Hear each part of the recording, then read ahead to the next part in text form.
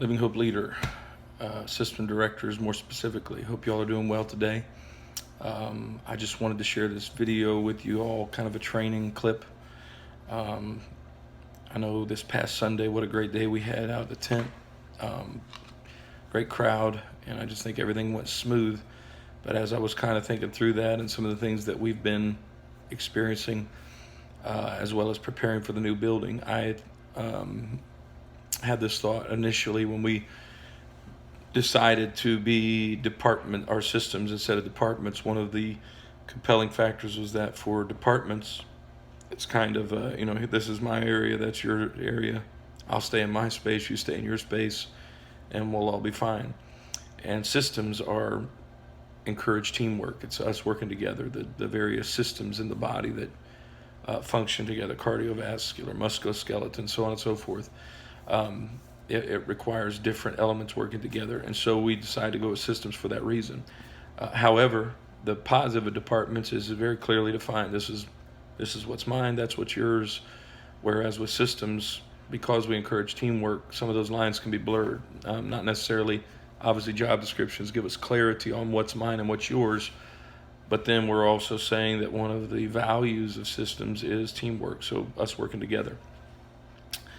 And that can bring chaos because it can create this sense that, well, we're all working together, so obviously I can jump into your lane anytime I want. I can play in your sandbox because, and you know, whatever, because we're in a system mindset, and that's not true. So I thought of this illustration as a way to kind of give us some guidance forward, and we need that. We need to continue to strive to be better, more effective, especially as we move forward into the new building. We don't want to end in a context of being at war with one another. We want to complement one another. And so here's the illustration that I thought of. The illustration being my neighbor that lives next door and him being in my house. So for an example, 3 illustrations. I thought of first 3 examples. One, if I just walk in one day and my neighbor is sitting on my couch eating chips out of my cabinet and salsa out of my refrigerator and got himself a glass and drinking my sweet tea, I'm gonna have a problem with that. Okay, so that's number one. That's the first illustration. Second one, same illustration. My neighbor sitting on my couch eating chips, salsa, and drinking my sweet tea, but the difference is I invited him. So one of 2 things: either he knocked on my door and asked permission, or I went to him and asked his company. All right, those are 2 important things. Okay, the third principle being my house is on fire. All right, my neighbor at that point doesn't need to knock on the door, doesn't need to ask permission. He's coming in because it's an emergency. He's there to help because it's an emergency. All right. Now, if he walks by and sees a candle burning in my house, no, you don't get to run into my house because you see a candle burning. If he looks from the outside and sees something that he perceives to be an emergency, he looks in and sees that, there's I don't know, I'm disciplining my child in a way that he doesn't agree with it. No, you don't get to come in my house. All right, so it can't be a perceived emergency. It's got to be a real emergency. It's got to be an evident emergency before that factor applies. So as system directors, we see something in another system that we perceive to be an emergency, but it's not a real doesn't give you authority to step in. All right, so perceive a real emergency. You asked permission or you were invited. Those are the three rules. Okay?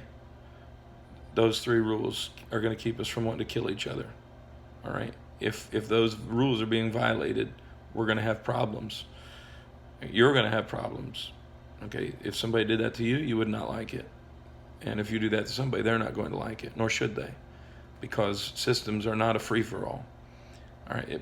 They are meant to foster teamwork. The other item I would say is this: as system directors, it doesn't give us the authority to address somebody else's team members. All right, nor should team members address us. There's a proper way to communicate.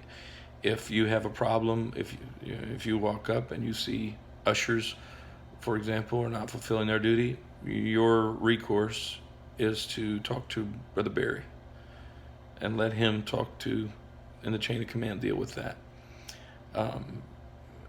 So, and vice versa. So if you did talk to a teammate, a member, and they had a problem with that, their recourse is not to say, stay out of my business. Their chain of command is to talk to their team lead, who would then talk to system director, who would then talk to you. Okay, and if that can't be resolved, then Brother Roberts comes into the mix. If that can't be resolved, then I come into the mix. All right, these are small things, but they're going to help us with flow, and flow is important. We need a good flow of teamwork and communication. So that's just a brief nugget. Remember those principles. Okay, don't walk into my house if you weren't invited and you didn't ask permission, and there's not an emergency. Don't make up an emergency just so you can get in my house. All right. If I invite you in, come on, let's work together. If you ask permission, I grant it, let's work together. If there's an emergency, let's work together. All right. Love y'all.